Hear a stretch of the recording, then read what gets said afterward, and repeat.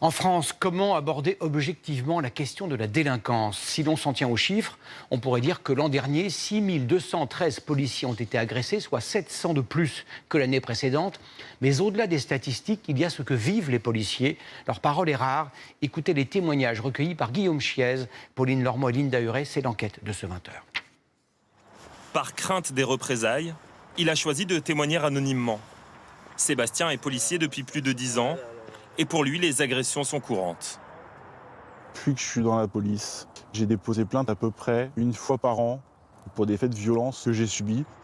Passé par différents postes en région parisienne, Sébastien a appris à travailler en prenant en compte la violence au quotidien. C'est chaque intervention qui peut devenir violente. Moi, ça m'est arrivé sur un simple contrôle d'identité que l'individu s'énerve d'un coup et que ça parte en échange de coups. On est un peu dépité après ça.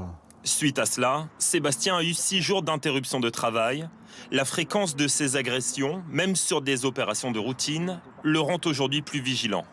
On y va avec toujours une certaine appréhension de se dire peut-être que là, je vais être victime de violence. On ne sait pas comment ça peut finir.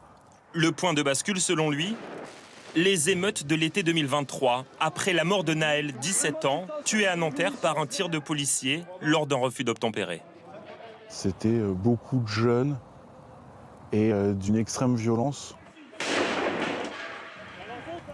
On a été confrontés vraiment à des choses qu'on ne pensait pas voir durant notre carrière. Et ça a été très compliqué. Et ce qui choque vraiment, c'est que c'est de plus en plus jeune. Plus récemment, c'est à Tourcoing qu'un policier a été passé à tabac.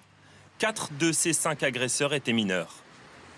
L'an dernier, 6213 policiers ont été agressés physiquement, soit en moyenne 17 chaque jour, un chiffre qui a augmenté de 13% par rapport à 2023.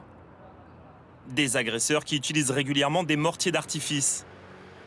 Comme ici, mi-novembre, à Bourg-en-Bresse, où des policiers ont été pris à partie par une centaine de personnes. Ou encore lors de la victoire du PSG en finale de Ligue des Champions en mai dernier. Nicolas a exercé pendant plus de 15 ans en banlieue parisienne. Lui aussi a été visé par des tirs de mortier, une dizaine de fois dans sa carrière.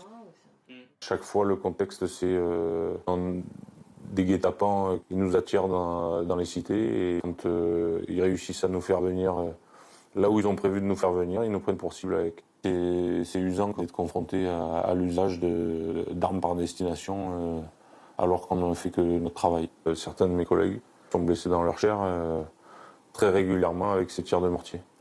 Pour lui, la réponse doit avant tout venir de la justice.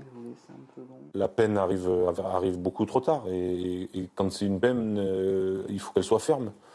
Parce que si c'est du sursis ou quand on s'en prend à des policiers, il faut prendre de la prison ferme derrière. Pour aller dans ce sens, un projet de loi sera présenté en janvier prochain en Conseil des ministres. Il vise à mettre en place des peines minimales d'1 an de prison ferme pour les agresseurs de personnes dépositaires de l'autorité publique.